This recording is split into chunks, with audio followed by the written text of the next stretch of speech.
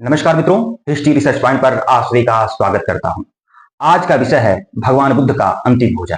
कि भगवान बुद्ध ने अपने अंतिम भोजन के रूप में सूअर का मांस खाया हुआ था और भगवान बुद्ध ने अंतिम भोजन के रूप में सूअर का मांस खाकर अपने शरीर का त्याग किया हुआ था। यह मिथक आज के समाज में हर जगह फैला हुआ है। इंस्टाग्राम पर, फेसबुक पर, हर जगह यूट्यूब पर कई सारे वीडियोज मिल जाएंगे जिसमें जिनको अल्प मात्र की जानकारी नहीं है वह भी भगवान बुद्ध पर सवाल उठाते हैं कि भगवान बुद्ध इतने बड़े सन्यासी थे और उन्होंने सूअर का मांस खाकर अपने शरीर का त्याग किया हुआ था।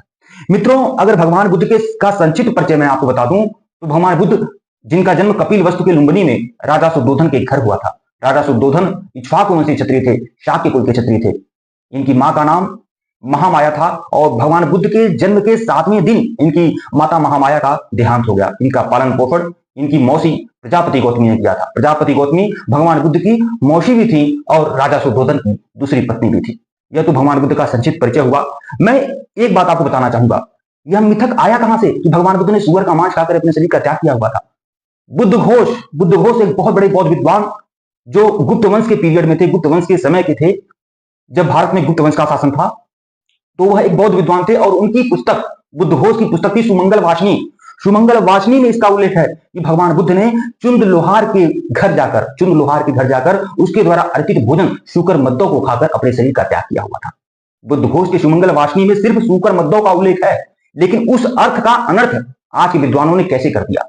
जिस तरह से गोस्वामी श्री तुलसीदास जी महाराज की रामचरितमानस की चौपाइयों को, दोहों को अर्थ का अनर्थ करके आजकल की भ्रष्ट राजनेता, जाति पर राजनीति करने वाले लोग आज प्रस्तुत करते हैं और हमारे समाज में विभेद करने का काम करते हैं, वैसे ही सुमंगल वासनी में शूकर मद्दों खाकर भगवान बुद्ध ने शरीर का त्याग किया था। उसके अर्थ का अनर्थ आज के विद्वान करते हैं और वह लाइट ऑफ एशिया के प्रकाश पुंज भगवान बुद्ध पर सवाल खड़े करते हैं। वह भगवान बुद्ध जिन्होंने 4 आर्य सत्य दिए, दुख समुदाय, दुख निरोध गामिनी, अष्टांगिक मार्ग देकर भगवान बुद्ध ने पूरी दुनिया का भला किया, पूरे संसार का भला किया। दृष्टि, संकल्प, वाणी, व्यायाम, आजीव, कर्म, स्मृति, समाज, वह भगवान बुद्ध जो मानवता का पाठ पढ़ाकर सिखा गए, वह सूअर का मांस खाकर अपने शरीर का त्याग करते हैं।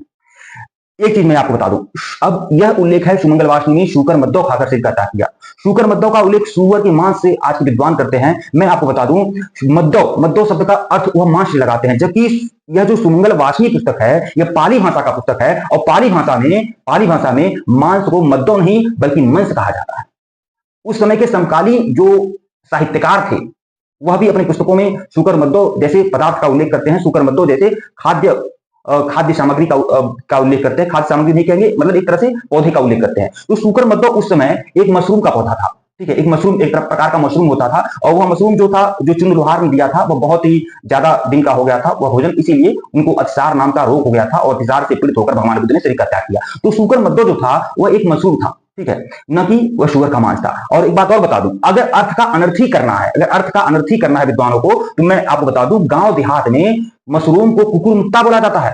अब वह व्यक्ति जो मशरूम से परिचित न हो वह कुकुरमुत्ता का अर्थ यह लगाएगा कि जहां कुत्ता मूत्र त्याग करता है और वहां से उत्पन्न अगर कोई पौधा होता है उसे कुकुरमुत्ता कहेंगे, जबकि ऐसा सच में नहीं होता है। ऐसा नहीं है कि जहां कुत्ता मूत्र त्याग करता हो वहां से कुकुरमुत्ता उत्पन्न होता है, ऐसा तो नहीं है।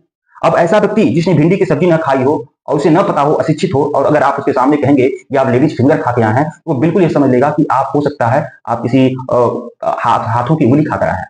तो इस तरह से अर्थ का अनर्थ हो जाता है। और भगवान बुद्ध हम सबके लिए, हमारे भारत के लिए, हमारे पूरे समाज के लिए प्रेरणा के स्रोत हैं। भगवान बुद्ध का जब जन्म हुआ था राजा शुद्धोधन के घर, तो उस समय 8 विद्वानों को राजा शुद्धोधन ने भोजन कराया था और वह 8 विद्वान उस समय समकालीन भारत के बहुत बड़े बड़े तपस्वी हुआ करते थे।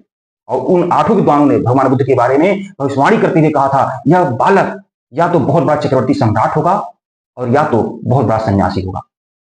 वीडियो को लाइक और चैनल को सब्सक्राइब करिएगा मित्रों। धन्यवाद आप लोगों को। यह जानकारी कैसी लगी आपको जरूर बताइएगा। और मैं इतिहास का विद्यार्थी भी हूं और इतिहास का अध्यापक भी हूं। इतिहास में मेरी रुचि है। जहां मुझे लगता है कि लोग गलत सोचते हैं, गलत समझते हैं, वहां पर मैं अपनी बातें रखता हूं। और अगर किसी प्रकार का कोई भी प्रश्न इसी के मन में हो तो आप कमेंट बॉक्स में कमेंट करिएगा, मैं उस पर वीडियो बनाने का प्रयास करूंगा। धन्यवाद।